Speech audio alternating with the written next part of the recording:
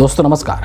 The Hindu अखबार के अंदर एक रिपोर्ट प्रकाशित होती है और उस रिपोर्ट में ये बात कहा जाता है, ये बात सामने निकल कर आती है कि सेंसस के दौरान, यानी कि जब भारत की जनगणना होगी तो उसी के दौरान जो है जाति की भी गणना होगी, यानी कि कास्ट काउंट भी उसी जनगणना के दौरान की जाएगी। और जैसे ही ये रिपोर्ट प्रकाशित होती है, ये बाहर आती है, लोग इसको पढ़ते हैं, समझते हैं, वैसे ही इस पर एक चर्चा, एक डिबेट शुरू हो जाता है कि झुकता है मोदी, झुकाने वाला चाहिए। और झुकाने वाला शख्स कौन है? वो है आज हिंदुस्तान में LOP राहुल गांधी, नेता प्रतिपक्ष राहुल गांधी।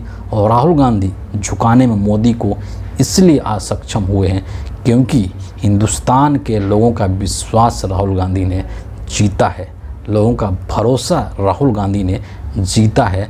राहुल गांधी के अंदर एक उम्मीद की किरण लोगों को अब दिखने लगी है।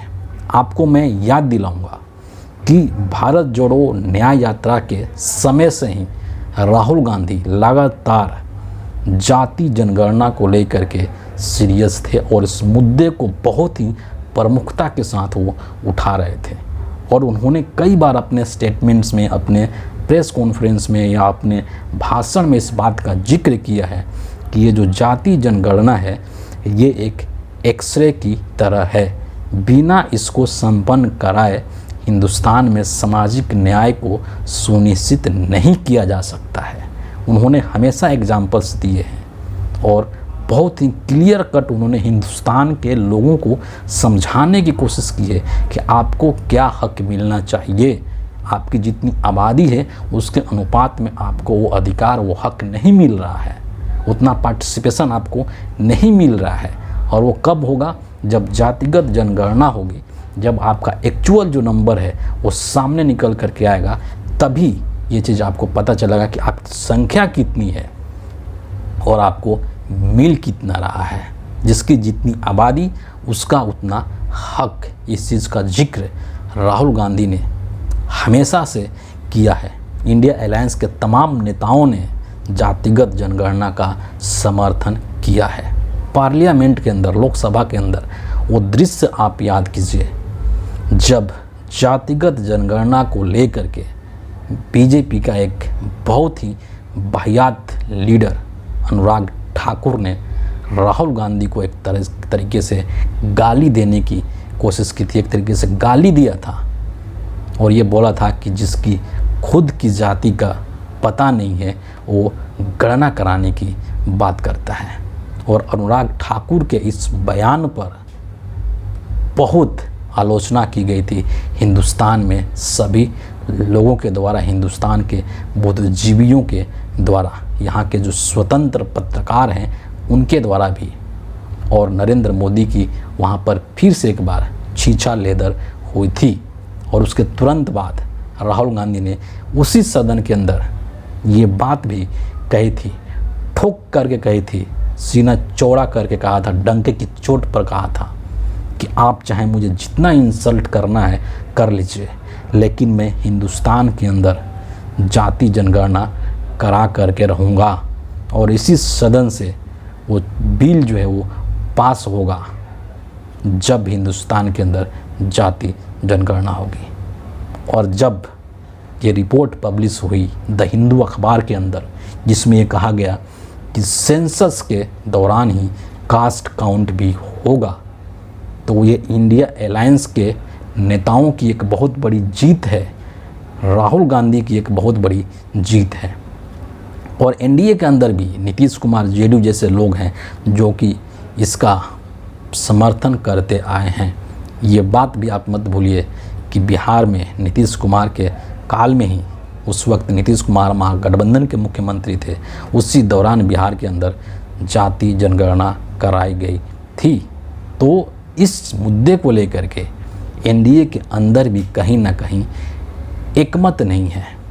नीतीश कुमार जैसे लोग हैं जो चाहते हैं कि जाति जनगणना हो। लेकिन एक और यहाँ पर बहुत ही अहम बात है कि हिंदुस्तान में ये नियम रहा है कि हर 10 साल के बाद में सेंसस होता है, जनगणना होता है। और जो आखिरी जनगणना हुआ था वो 2011 में हुआ था। और नियम से जो 10 वर्षीय नियम है उसके अनुसार 2021 के अंदर जनगणना हो जानी चाहिए थी।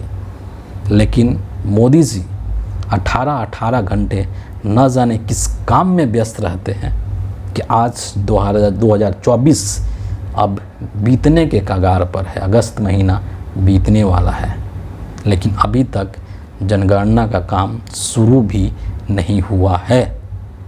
सोचिए, जो काम 2021 में ही हो जानी चाहिए थी वो काम अभी 2024 में अभी तक शुरू भी नहीं हुआ है। और इसके लिए केंद्र सरकार जिम्मेदार है, क्योंकि जनगणना का जो काम है वो केंद्र सरकार का ही काम है। लेकिन पूरा ये जो मामला है जातिगत जनगणना का और जो रिपोर्ट आई है, जो जिस तरीके के उसमें खुलासे किए गए हैं, नो डाउट ये राहुल गांधी की इंडिया अलायंस के तमाम लीडर्स की एक बहुत बड़ी जीत है। और नरेंद्र मोदी को एक बार फिर से यहाँ पर झुकना पड़ा है, फिर से एक बार पीछे होना पड़ा है, यू टर्न लेना पड़ा है। पिछले इस 1-2 महीने के इस समय के दौरान कई मुद्दों पर नरेंद्र मोदी ने यू टर्न लिया है। चाहे वो ब्रॉडकास्ट बिल का मामला आप ले लीजिए, चाहे जो संसद के अंदर जो वक्फ बोर्ड संशोधन बिल जो लाए थे, वक्फ बोर्ड में संशोधन करना चाहते थे, उस पर जेपीसी बनाना पड़ा, उसको लेकर के, या फिर लैटरल एंट्री, अभी सबसे लेटेस्ट एग्जांपल है, लैटरल एंट्री का जो नोटिफिकेशन है उसको वापस लेना पड़ा। तो नरेंद्र मोदी जो हैं आज के डेट में इतने कमज़ोर हो चुके हैं कि अपने एक भी डिसीजंस पर वो खड़े नहीं रह पा रहे हैं। विपक्ष का इतना दबाव है, इंडिया अलायंस का इतना दबाव है, राहुल गांधी का इतना दबाव है कि नरेंद्र मोदी को अपने लिए गए एक डिसीजंस को वापस लेना पड़ रहा है। जब अनुराग ठाकुर संसद में ये बात बोल रहे थे तो वो यूं ही नहीं बोल रहे थे, बल्कि कहीं ना कहीं वो भारत सरकार का, नरेंद्र मोदी का स्टैंड था कि हम जातिगत जनगणना नहीं कराएंगे। लेकिन प्रेशर इतना बना जब अभी 21 अगस्त को जो भारत बंद किया गया SC/ST समुदायों के द्वारा आरक्षण के मुद्दे को लेकर के, उसमें ये चीज़ भी निकल करके आई थी कि जातिगत जनगणना भी होनी चाहिए।